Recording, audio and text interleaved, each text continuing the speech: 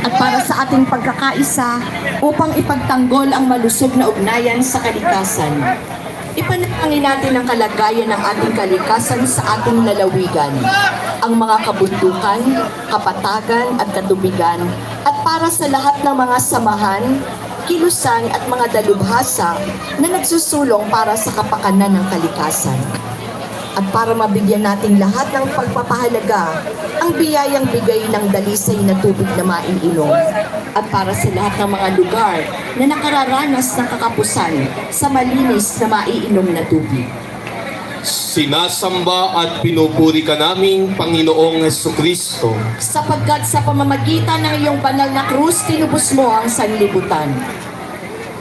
sa estasyon na ito, nakikita natin si Jesus na ipinapako sa krus.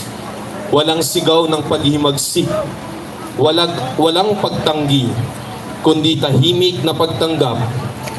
Bawat hampas ng martilyo ay tila nagsasalita, tanda ng kanyang katapatan sa Ama at sa sangkatauhan. Masakit, mabigat, at tila walang kapalit. Ngunit nananatili si Jesus.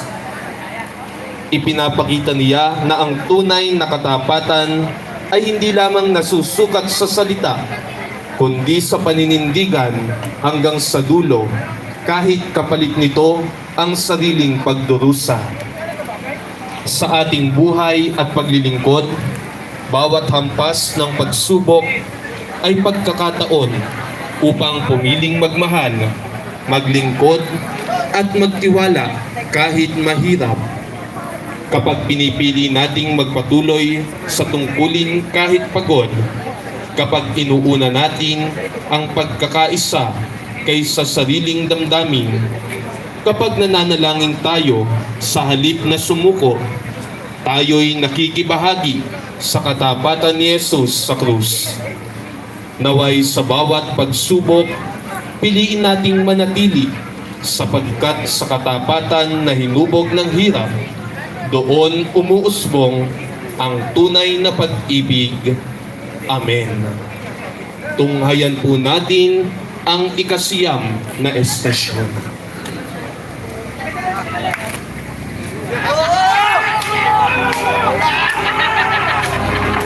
Dalalamig ka, Jesus! Dalalamig ka!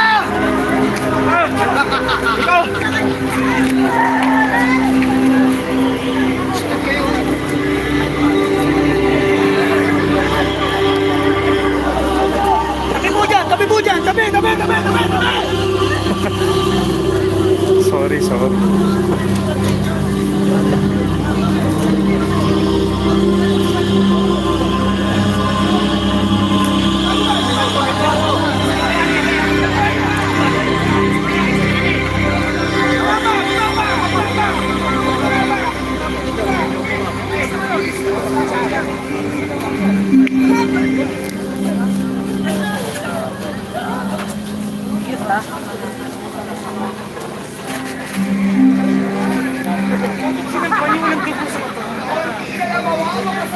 Buhay mo!